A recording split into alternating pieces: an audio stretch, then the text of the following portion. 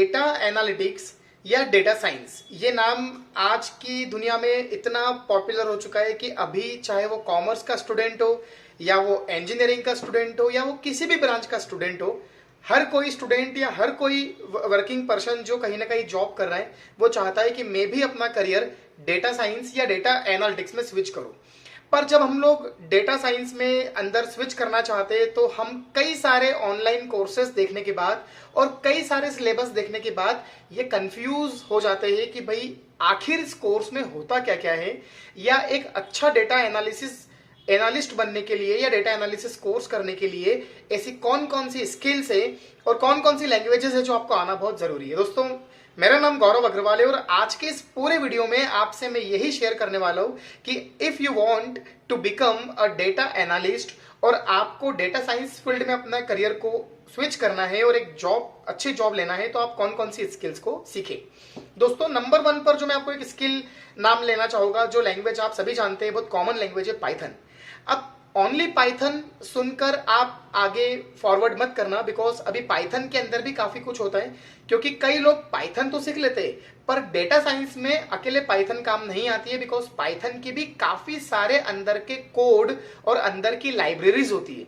अब कई लोगों को यह कंफ्यूज होता है कि ये लाइब्रेरीज क्या होती है। तो लाइब्रेरी मतलब पहले से कोडिंग करे हुए बहुत सारे कुछ बल्क ऑफ कोड रखे हुए होते हैं जिनको आपको यूज करना है। तो आप सिंपल लैंग्वेज में समझें कि बहुत सारे कोड करे हुए फंक्शंस होते हैं, उन सारे फंक्शंस को एक जगह ग्रुप कर देते हैं, उसको कहा जाता है लाइब्रेरी।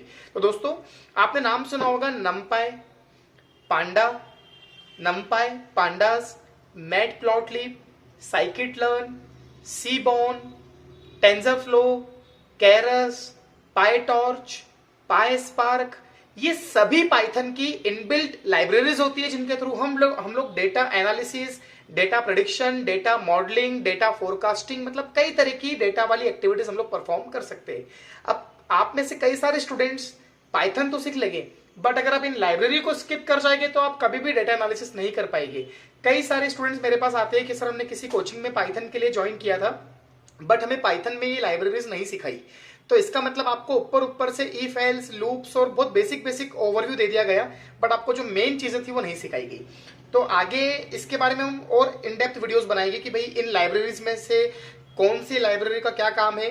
बट अभी हम लोग आगे बढ़ते हैं कि एक डेटा एनालिसिस फील्ड में एंट्री करने के लिए पहली स्किल हो गई आपकी पाइथन। दोस्तों, सेकेंड जो स्किल है आपकी वो है SQL। मैं फिर से रिपीट करता हूं, SQL, structured query language, that is database management system. Data science में जाने के लिए या डेटा एनालिस्ट बनने के लिए बिना SQL के आप कभी आगे नहीं बढ़ सकते। और ये एक बहुत अच्छी लैंग्वेज है, मतलब it's not a programming language, ये कोई कोडिंग नहीं है। सिंपल सी इंग्लिश की कमांड्स होती है जो आपको देना होती है अपने सिस्टम को, जिसके थ्रू आपके डेटा को रिट्रीव करना, डेटा को इंसर्ट करना, मतलब कई तरह के ऑपरेशंस परफॉर्म हो सकते हैं। तो SQL, और एक और होती है PLSQL, ये SQL का ही एडवांस वर्जन होता है, प्रोसीजरल लैंग्वेज, PLSQL। तो ये स्किल आपको सीखना बहुत जरूरी है। थर्ड नंबर पर हम लोग आगे बढ़ते हैं कि आपने डेटा एनालिसिस कर लिया, सब कुछ कर लिया, अब आपको डेटा को ग्राफ के फॉर्मेट में या फिर एक चार्ट के फॉर्मेट में प्रेजेंट करना है। तो डेटा को जब हमें किसी को दिखाना है, जब हमें डेटा को किसी को प्रेजेंट करना है, तो हमें अलग अलग तरह के ग्राफ या अलग अलग तरह के चार्ट्स क्रिएट करना होते हैं, डैशबोर्ड क्रिएट करना होते हैं। और आप लोग बिल्कुल सही समझ पा रहे हो कि मैं आपसे बात करना चाह रहा हूं डेटा विजुअलाइजेशन में टैब्ल्यू और पावर BI की। आप लोगों में से कई लोगों ने नाम सुना होगा टैब्ल्यू एंड पावर BI। तो ये दो टूल्स होते हैं जिनके थ्रू हम लोग, देखिए ये कोडिंग नहीं है, ये टूल्स सॉफ्टवेयर से जिनके थ्रू आप डेटा को विजुअलाइज कर सकते हो और रिपोर्ट्स क्रिएट कर सकते हो और ग्राफ वगैरह ड्रॉ कर सकते हो, ताकि जो डेटा आपने एनालिसिस किया है वो आप दिखा पाओ।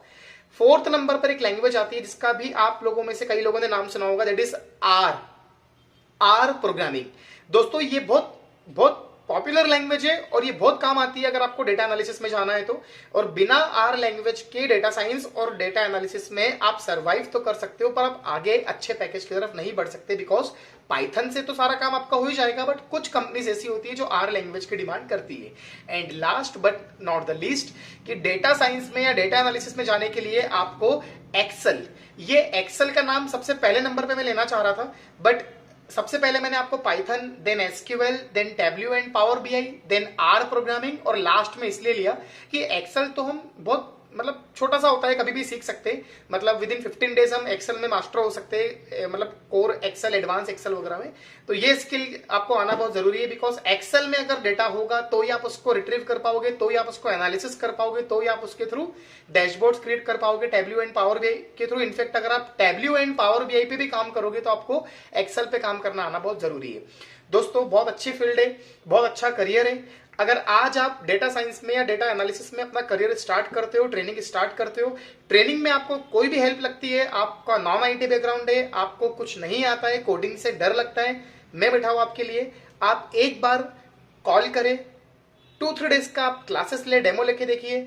प्लेसमेंट्स के लिए मैं बैठा हूं आपके लिए। मतलब कुल मिलाकर ऐसा है कि ट्रेनिंग से लेकर प्लेसमेंट तक, बेसिक से लेकर एडवांस तक, नॉन आईटी से लेकर आईटी तक, जिस किसी भी लेवल पर आपको मेरा सपोर्ट चाहिए मैं दे सकता हूं। डेटा साइंस और डेटा एनालिटिक्स में आपको ऑफलाइन से लेकर ऑनलाइन तक कोई भी ट्रेनिंग की नीड हो, आवश्यकता हो, आप कांटेक्ट करें नीचे दिए हुए नंबर पे।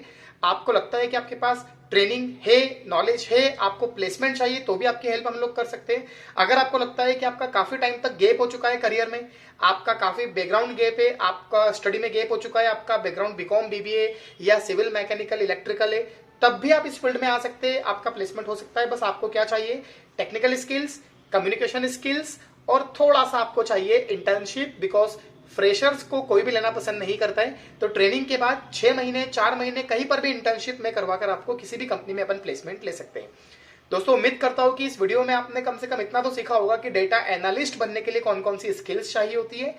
नॉन आईटी से आईटी में आप इजीली स्विच कर सकते हो और डिग्री की इतनी इंपॉर्टेंस नहीं है, आपके पास स्किल्स होना जरूरी है। Thank you so much.